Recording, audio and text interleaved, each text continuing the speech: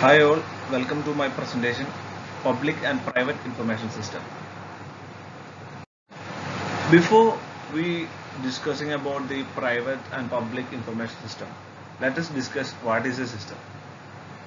A system is a group of interrelated components working together toward a common goal by accepting inputs and producing outputs in an organized transformation process. In a short way, we can understand a system is accepting inputs and providing outputs in an organized way. Let us discuss what is public information system. Public information system are the information systems available for public use. This is a brief and simple definition about the public information system. Now let us look how Orman defines the public information system. As systems designed for use by the general public rather than specialists in a particular field or organization. From this both definition we understood that public information systems that are created for the use of public.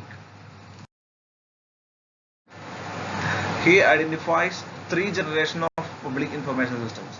First one is information packing system, which is provide minimal sharing of the informations. Secondly, information retrieval systems with provision for the sharing of data but not processes. And third one, information processing system. In information processing system, it provides maximal sharing of data and processes. Now let us look what are the characteristics of public information systems. Many public information systems will fit the description of public good and will thus be associated with the problems of collective finance. Second point, public information systems will often contain both public data and highly sensitive private data. Third one, many public information systems have to be viewed and analyzed both from a customer, user and client perspective and from a producer, authority, organization perspective. It means that when we get the public information, we have to look different perspectives about the information. Discuss what are the information contents of a public information system. First one is operative data. Operative data are necessary in an absolute sense for the processing and completion of particular tasks. For example, in an e-commerce application, the buyer must provide all the details like name, address and the product that which is going to buy.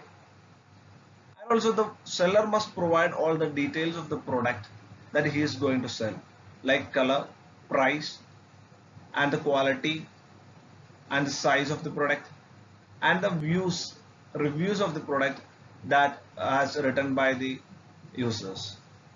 Next one is directive data.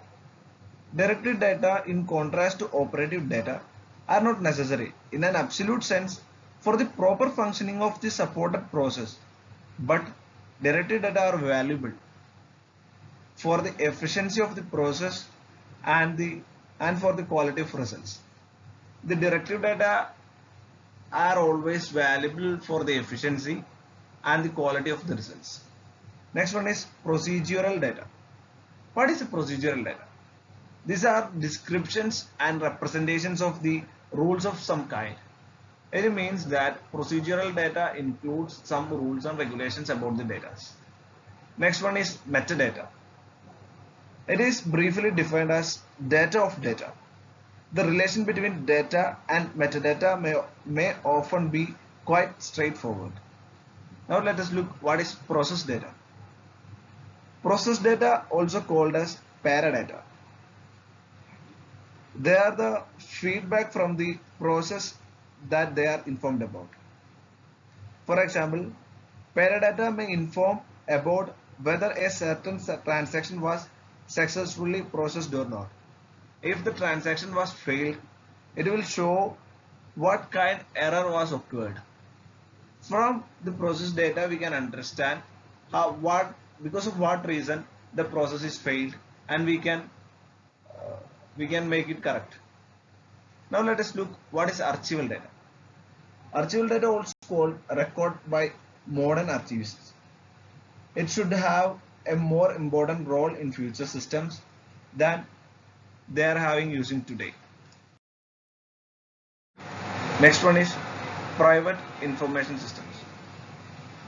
Private information systems are defined as information systems used by organizations belonging to the private sector, mainly profit-seeking private businesses. Private information systems are used by private organizations for their day-to-day activities. From this, we understood that what is a private information system. That is a system which is used by the private companies for their day-to-day activities to maximize their profit and efficiency in their production. Now let us discuss what are the importance of information systems in an organization. Company record keeping.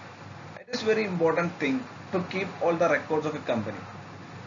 What are the events that happened in the previous years? What are the financial transactions happened? How the employee decision makings and production decisions, and how the functions of the company has been happened. All these records must be kept in a company. It will help the company while for taking decisions in future and to refer back what all things are happened in the company. Now the company decision making. If a company have good record keeping, the company can take easy. The company easily can take all the decision regarding its functioning and business operation management. Your company needs to record of its activities for financial and regulatory purpose and taking corrective actions. It is the important function of an information system to record all the activities and help the managers to take quick actions and decisions about its functions. To the conclusion. From this presentation, we understood that information system is an important part of the business which provides timely and accurate information to the business managers, and it helps them in their decision making. With the change of new technology management, new software are now used in information systems which lead to the fast and timely supply of the information.